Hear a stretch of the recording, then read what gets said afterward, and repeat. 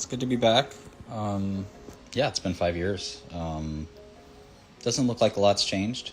Just 2 months after walking out of prison, Martin Shkreli is launching a new business. His new software platform helps anyone model chemical compounds to design new drugs for free. Contributors are paid in the official crypto, Martin Shkreli Inu, which has recently crashed following an alleged hack. It was his previous involvement with the drug industry that made the Pharma Bro famous.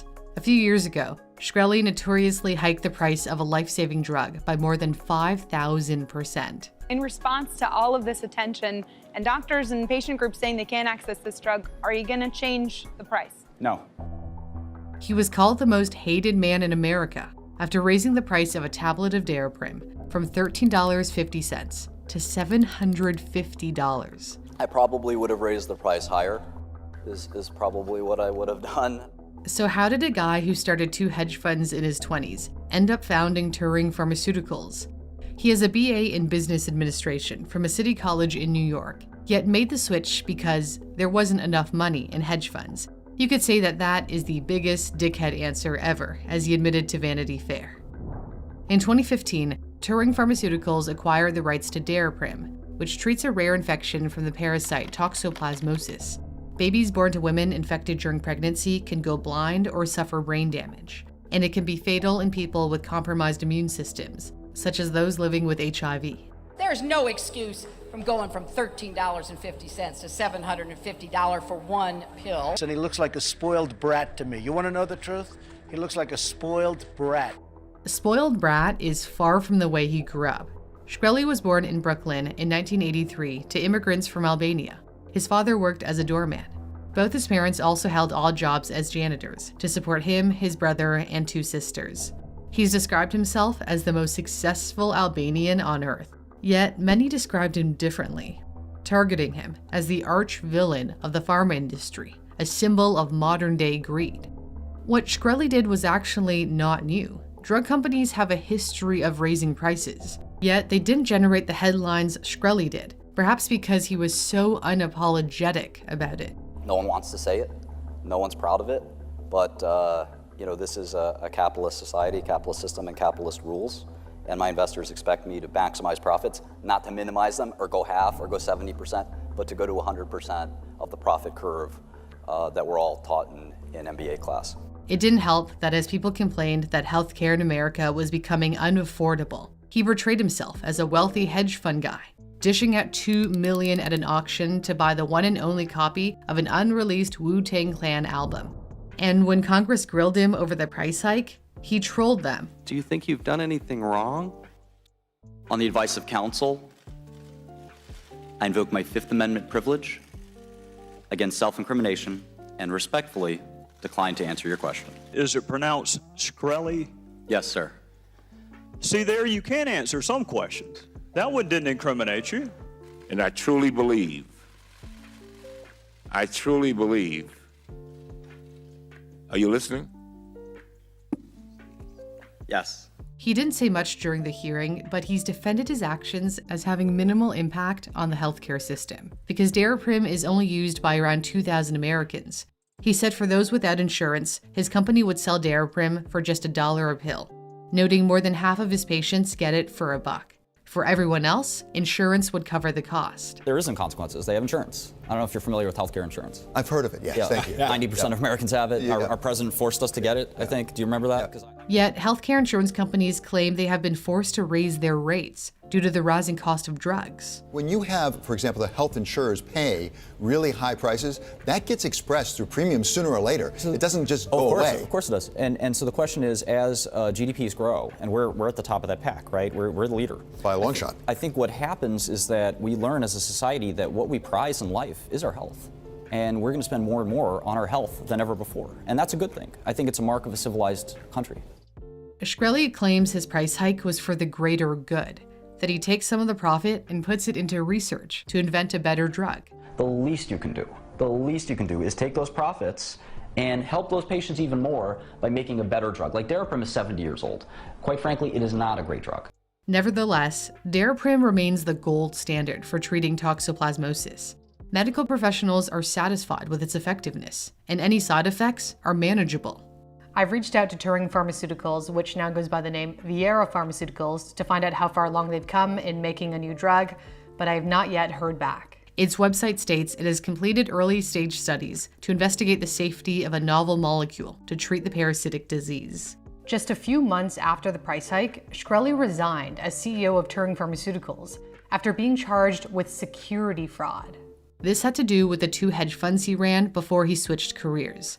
The Securities and Exchange Commission accused him of lying to investors in his hedge funds about how much money they had and what they were invested in, and in one instance, lost $7 million in a disastrous trade. To pay back angry investors, prosecutors accused him of ripping off another drug company that he founded before Turing, called Retrofin, in effect using Retrofin as a personal piggy bank to take millions in stock and cash. Although the fraud charges were not related to the Daraprim case, Shkreli believes the timing was no coincidence. Isn't it ironic that the day they decided to charge was just a few months after the Daraprim pricing? In any case, the criminal charges didn't seem to bother him much. He made faces in court. He boasted in one of his many live streams that if he got acquitted, he'd sleep with a female journalist he previously harassed on Twitter, which got him banned from that platform. Reporter Lauren Duca responded, "I'd rather eat my own organs. So much as touch me, and I'll gladly chop off one of yours." It appears he thought he'd win the case. The spirit of Harambe will guide over this trial. Justice will be served. We're going to win by a landslide. But that's not how it played out. On August 4, 2017, a jury found him guilty on 3 counts of securities fraud. Before sentencing, Shkreli had tears in his eyes as he gave a statement, admitting, "I was never motivated by money. I wanted to grow my stature and my reputation. I'm here because of my gross, stupid, and negligent mistakes I made." This was a very different Martin Shkreli than the one the world had come to know. He was free on a $5 million bond while awaiting sentencing. But then the US district judge revoked his bail and threw him in jail. Judge Kiyo Matsumoto was not impressed when he encouraged his Facebook followers to grab strands of Hillary Clinton's hair during her book tour, offering to pay $5,000 a strand. He said he wanted to use the hair samples to prove Clinton was a murderer by comparing the hair strands to the samples he already had. In another post, he had offered a bounty to find the person responsible for the murder of Democratic National Committee staffer Seth Rich. Shkreli's lawyers explained he was joking, but the judge didn't think it was funny, and she revoked his bail. Shkreli ended up with a 7-year sentence. He also had to forfeit the $7 million he made from the fraud to the federal government, including giving up his precious Wu-Tang Clan album. The US Department of Justice sold the album to a group of NFT investors who reportedly paid $4 million for it. Shkreli was released from prison in May 2022 after serving 5 years of his sentence. Prison was weird. It's not what it's like in the movies. It's mostly just guys kind of like hanging out, playing cards, not doing anything too exciting. Gonna probably make some babies, repopulate America. We're having a fertility crisis in this world, so it's important for me to do my job. I think I'm just gonna have like 10 or 20 kids and just Genghis Khan the world. Minus the negative side of that, the consent version. What else does his future hold besides spreading his seed? He's been giving stock advice on his YouTube channel. He says he plans to release his debut album, God's Gift. And then there's his drug discovery software platform. He technically can't work in the pharmaceutical industry. A federal judge banned him for life, and it's not clear if his new venture violates the ban. The Federal Trade Commission and 7 US states had sued Shkreli. They accused him of tightly controlling the distribution of Daraprim, making it harder for competitors who wanted to produce generics to get samples for required testing. The patent on Daraprim expired years ago, so other companies could have produced a generic version to bring down the cost. U.S. District Judge Denise Cote found Shkreli violated federal and state laws that ban anti-competitive conduct. She called the Daraprim scheme particularly heartless and coercive, and ordered him to pay nearly $65 million in profits to the states that sued him. And I'm gonna be fighting that ban and winning. I'm gonna hand him a nice big fat L, and then throw a parade when I win. So.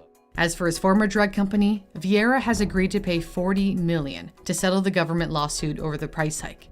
It no longer has a monopoly on Daraprim. Starting in 2020, the FDA approved generic versions of Daraprim.